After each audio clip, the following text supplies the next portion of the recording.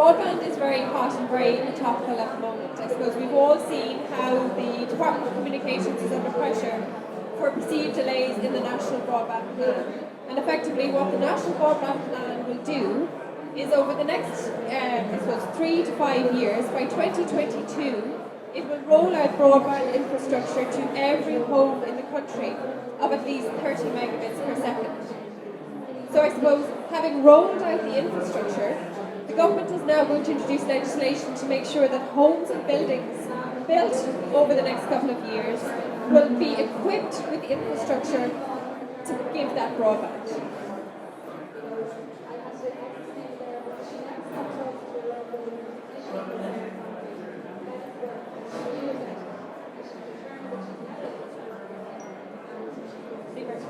Okay, so the legislation is expected in the coming weeks. And I suppose what the legislation will do is to facilitate the rollout of broadband.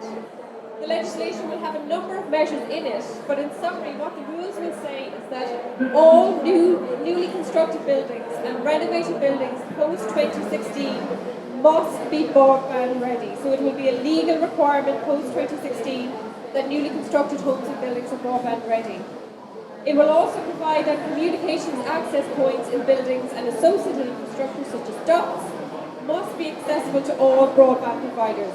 So no exclusivity deals, no deals whereby only Sky, only Aircom, only Virgin Media. So there will be open access to homes and buildings when this legislation comes in. So the legislation is introducing an EU directive at EU level. Effectively what the rules will say is that infrastructure must be available to facilitate high-speed broadband. And so high-speed broadband is about 30 megabits per second. So as was to give you a sense, in Dublin, for example, the likes of Virgin Media or Sky are offering packages somewhere between 240 and 360 megabits per second. But outside Dublin, so outside anywhere that's densely populated, your average speeds are about 10 to 14 megabits per second. So what these new rules will do is drive broadband rollout at high speeds of a minimum of 30 megs.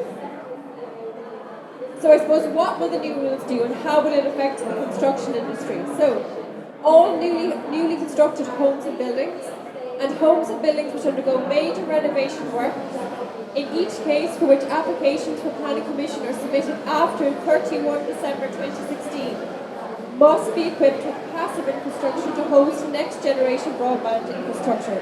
So effectively what it's saying is that all new homes and buildings must have passive infrastructure. So for example, an empty duct connecting the communications access point with the network termination point in the building.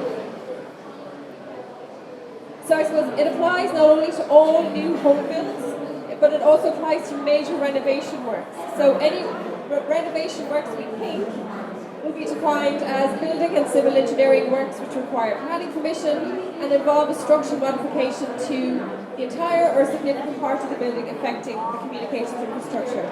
So effectively the default rule going forward is that new home builds, new offices, new apartments or major renovations of existing infrastructure will have to have this passive broadband infrastructure built into the building from day one. The rules will apply not only to, I suppose, single builds or housing estates, but also to apartment blocks, for example. And I think that's probably where the rules will bite most. The legislation is overdue. It's expected in the coming weeks. We think that the legislation might include exemptions, but the exemptions, again, that might be included are exemptions for single dwellings, for historic buildings, holiday homes, monuments, or military buildings. But the point is that if there are going to be exemptions, the Department of Communications must consult on them, and it hasn't consulted yet. So as of now, we're not aware that there will be exemptions to these rules. The European Commission is envisaging that over time there will be a new concept of voluntary broadband ready labels for buildings. So it's kind of like a EOR certificate for broadband. I don't think that we'll see that in the first wave of the legislation, but it's something that's coming down the line as things like the Internet of Things takes traction, and prospective home buyers will be looking to make sure that their house or their apartment is ready for high-speed broadband. So I suppose we don't know as of yet how the new rules will be implemented. We think that they will be implemented by means of an amendment to the building regulations, for example, a requirement to comply with an approved document or a technical document under the building regs. It could be that there will be some type of a self-certification as part of the planning process that the new rules have been complied with. But I suppose the devil is in the detail, and we won't know what the rules require until the legislation is published. Ireland is very late in implementing the legislation actually, and the European Commission is taking legal proceedings against Ireland for delayed implementation. But we do have some guidance. The UK in April this year published an approved document under their version of the building regulations in the UK. And in that document, it set out in a graphical way how it thought that these regulations would be complied with in the UK.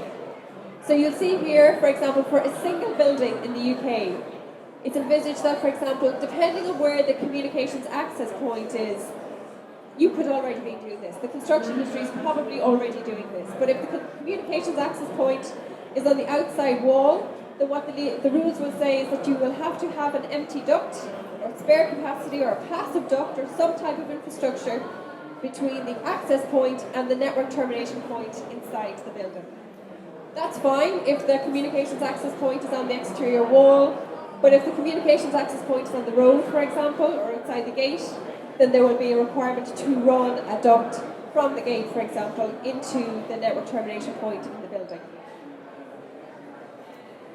The rules will probably be of most significance for apartments or office blocks. The rules will require that there would be a common access point, for example, in the basement of the building, and there will be a requirement that there will be, let's say, empty ducting run from the communications access point up to the network termination point in every single apartment. So this is what this is doing, is facilitating the likes of Sky or Air or Virgin Media running their infrastructure up to every single apartment. So from now on, if you have an apartment block, there will not be a possibility to say you can only get Sky or you can only get Air.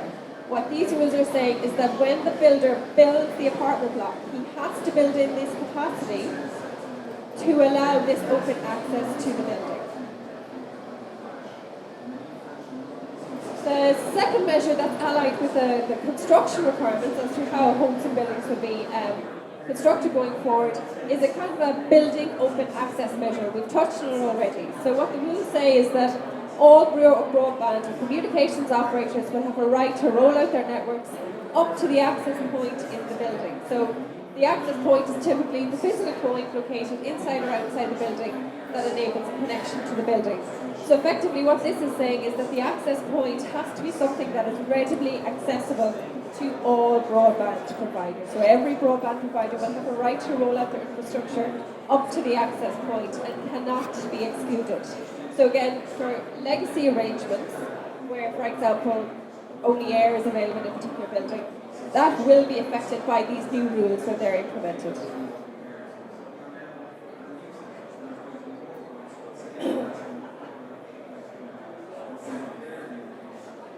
Yeah, I suppose I'm looking there to see whether there's anything new, but I suppose what this is saying effectively is for legacy arrangements, let's say Sky has exclusive access to a particular building, third-party operators are entitled to approach Sky and open up that deal and say, give us access now to, for example, the ducts that you, Sky, or you Air, or you Virgin Media have built inside the building. So I suppose we'll see what the legislation provides on this, but again, it will be a change. I'm expecting that there will be some change to how these arrangements are designed going forward.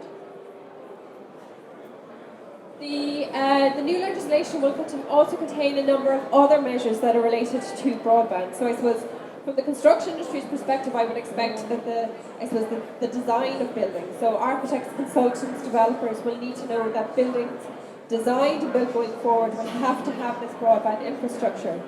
But there will also be a number of other complementary measures.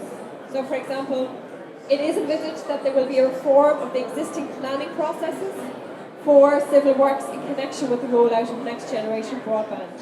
So for example, the rules envisage that there could be a common portal by which you might submit your application for planning permission in connection with civil works. So for example, ducting on roads. There will also be a number of new rules which will mandate, subject to some exceptions, infrastructure sharing between telcos and utilities.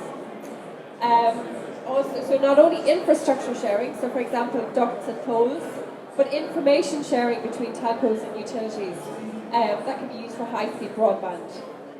Interestingly, there will also be new rules as well requiring the coordination of civil works between telcos and utilities. So for example, between gas, water, electricity infrastructure, so their utilities, versus coordination with the broadband providers, for example.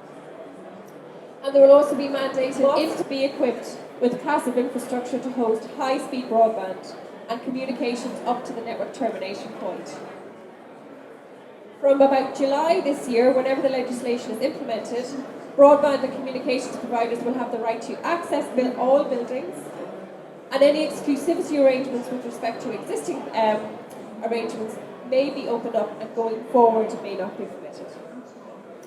Okay, that concludes my presentation. I'm very happy to take any questions from you.